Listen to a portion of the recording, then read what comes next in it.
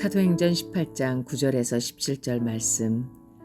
밤에 주께서 환상 가운데 바울에게 말씀하시되 두려워하지 말며 침묵하지 말고 말하라. 내가 너와 함께 있음에 어떤 사람도 너를 대적하여 해롭게 할 자가 없을 것이니 이는 이 성중에 내 백성이 많음이라 하시더라. 1년 6개월을 머물며 그들 가운데서 하나님의 말씀을 가르치니라. 갈리오가 아가야 총독되었을 때 유대인이 일제히 일어나 바울을 대적하여 법정으로 데리고 가서 말하되 이 사람이 율법을 어기면서 하나님을 경외하라고 사람들을 권한다 하거늘. 바울이 입을 열고자 할 때 갈리오가 유대인들에게 이르되 너희 유대인들아, 만일 이것이 무슨 부정한 일이나 불량한 행동이었으면 내가 너희 말을 들어주는 것이 옳거니와 만일 문제가 언어와 명칭과 너희 법에 관한 것이면 너희가 스스로 처리하라. 나는 이러한 일에 재판장 되기를 원하지 아니하노라 하고 그들을 법정에서 쫓아내니 모든 사람이 회당장 소수대네를 잡아 법정 앞에서 때리되 갈리오가 이 일을 상관하지 아니하니라. 아멘.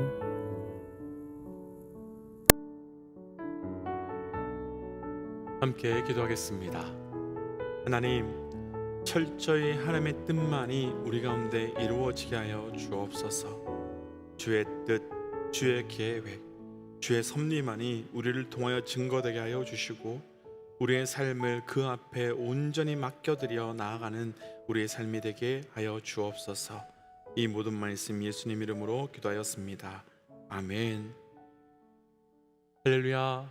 죽을 수밖에 없는 우리에게 하나님의 뜻을, 그리고 또 하나님의 은혜를 우리를 통해 이루어 가시는 우리 주, 우리 하나님의 이름을 높이 찬양합니다. 오늘 우리가 함께 나눌 말씀의 제목은 하나님의 뜻이 이루어져 가는 삶, 하나님의 뜻이 이루어져 가는 삶이라고 하는 말씀의 제목입니다. 우리가 하나님을 믿고 신앙생활을 하면 할수록 고백할 수밖에 없는 것은 하나님의 생각은 우리의 생각과 다르고 하나님의 뜻은 우리의 뜻과 다르다, 바로 그것이지요. 사실 이 부분에서 하나님의 생각이 우리와 다르고 하나님의 생각이 우리와 같지 않기 때문에 우리의 삶이 정말 힘들고 정말 어렵기도 하지만, 사실은 때로는 하나님의 생각과 하나님의 계획이 우리와 다르기 때문에 얼마나 다행인지 모른다라는 생각이 들기도 합니다. 저는 미국에 들어와 살기 시작한 지가 어느새 10년이 훌쩍 넘어가 버렸습니다. 가끔씩 지난 시간을 돌아볼 때면 하나님의 뜻이 이런 것이었다면 그때 이렇게 했을걸, 하나님의 뜻이 이것을 위한 것이었다면 그때 좀 이렇게 더 잘했을걸, 이러고 하는 후회가 참 많이 드는 것이 사실입니다. 오늘 말씀에는 바울의 삶을 통해서 하나님의 뜻이 어떻게 이루어져 가는지, 그리고 우리 삶에는 하나님의 뜻이 어떻게 성취되어 나아가는지를 증거하고 있습니다. 축복하기는 오늘 말씀을 통해 우리 삶에 하나님의 뜻이 이루어져가는 은혜, 또 이루어져가는 그것이 확인되어가는 은혜가 있기를 주의 이름으로 축복합니다. 하나님의 뜻이 이루어져가는 삶, 먼저 12절과 13절입니다 12절과 13절 함께 좀 읽어볼까요?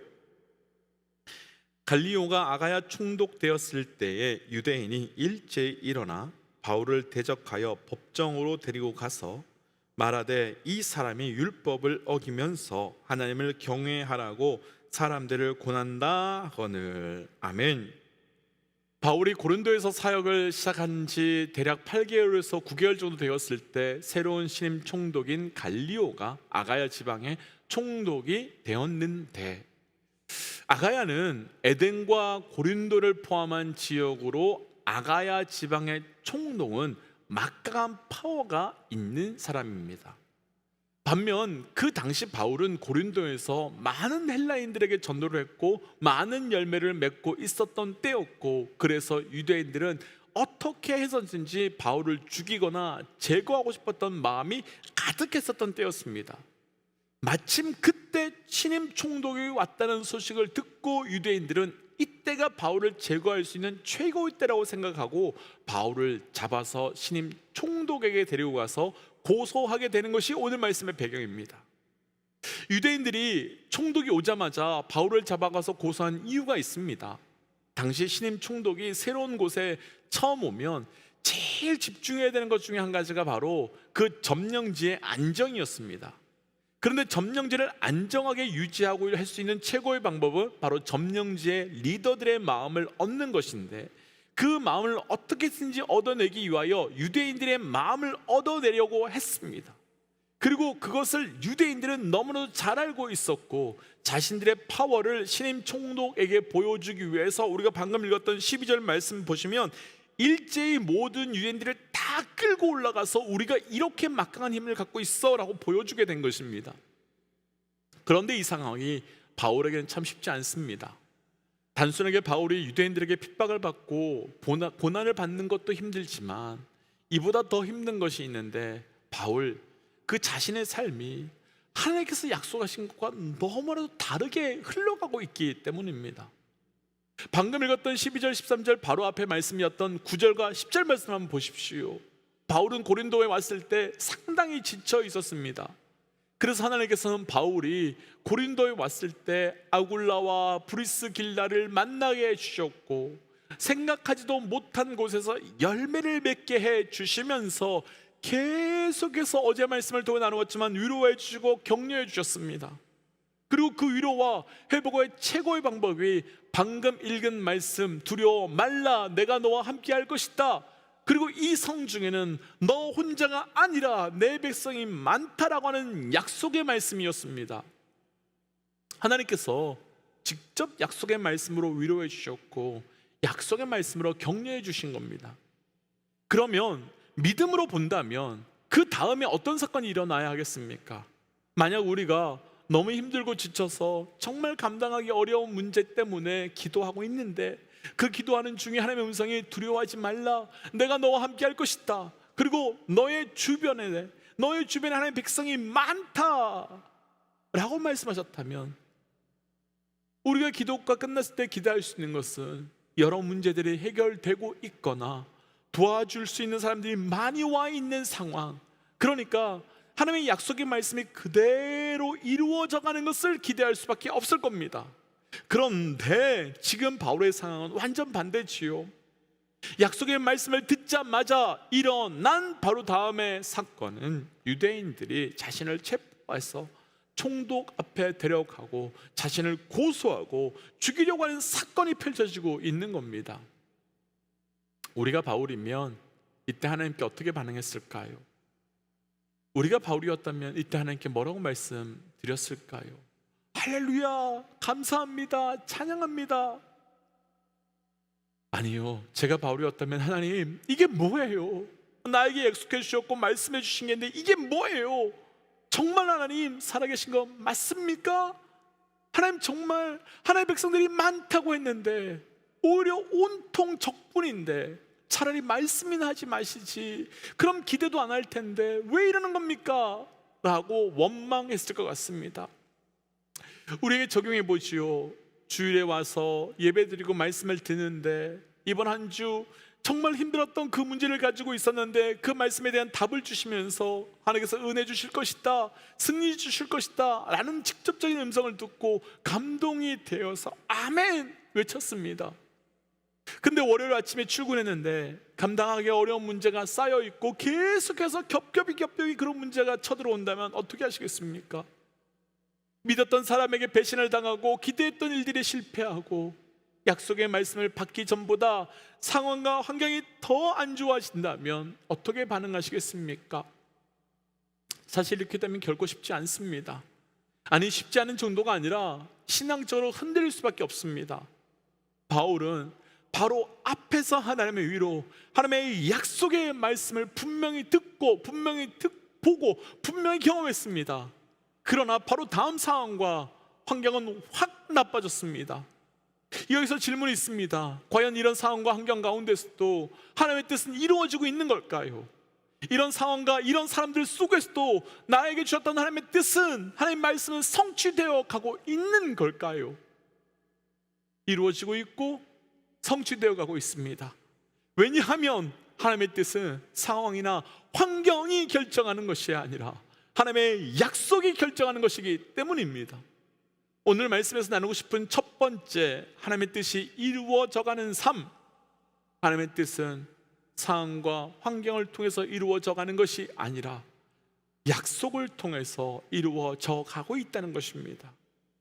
그러니까 좋은 환경이든 나쁜 환경이든 사실은 그렇게 상관가 없습니다. 그 안에 하나님의 약속이 있다면 그 뜻은 반드시 이루어지는 겁니다. 그래서 우리가 분별해야 될 것이 있습니다. 상황과 환경은, 다시요, 상황과 환경은 과정이지 도구이지 결과가 아니라는 겁니다. 상황과 환경은 결과이며 도구이지 목적이 아니라는 겁니다. 결과이자 목적은 오직 하나, 하나님의 뜻, 하나님의 약속입니다. 하나님께서는 때로는 나쁜 상황과 나쁜 환경으로, 때로는 좋은 상황과 좋은 환경으로 하나님의 뜻을 우리의 삶에 이루어 가시는 것입니다. 그러니까 나쁜 상황과 나쁜 환경이 주제가 아니라, 목적이 아니라 주의 뜻이 이루어지는 것이 목적이지요. 그래서 도전하기는 우리에게 주신 하나님의 약속 앞에, 상황이나 환경 앞에 흔들리는 것도 아니라 그 안에 있는 약속만 반드시 붙들고 나아갈 수 있는 영적 은혜가 있으시기를 주의 이름으로 도전합니다. 오늘 말씀에서는 하나님의 뜻이 어떻게 약속을 통해서 이루어져 가고 있는지 증거해 주는 말씀이 있는데요, 16절과 17절입니다. 16절 17절이에요. 그들을 법정에서 쫓아내니 모든 사람이 회당장 소스네네를 잡아 법정 앞에서 때리되 갈리오가 이 일을 상관하지 아니하니라. 아멘. 유대인들이요 바울을 고소했지요. 그래서 너무 억울해서 바울이 말하려고 하는데 총독 갈리오가 오히려 바울을 변호해 주면서 나는 재판하지 않겠다라고 말하며 바울을 고소한 유대인들을 쫓아내는 이상한 상황이 펼쳐집니다. 이 상황이 말도 안 되는 거지요. 앞에서 우리가 나누었지만 신임 총독으로 온 갈리오는 어떻게 했든지 유대인의 마음들을 얻어냈어야 합니다. 그 마음이 있어야만 됐습니다. 그래야만 그 땅을 잘 다스릴 수 있기 때문이며 내 자리가 유지되기 때문이지요. 그런데 총독 갈리오는 오히려 유대인들을 쫓아내고 있습니다. 이 부분을 우리가 잘 아는 예수님 때의 사건과 비교해 보고 싶습니다. 총독 빌라도는 예수님에게 죄가 없는 것을 알았지요. 그럼에도 불구하고 빌라도는 군중이 두려워서 예수님을 결국 십자가에 못 박게 내어 주었습니다. 그런데 오늘 말씀에서 갈리오는 바울을 변호까지 해주게 됩니다.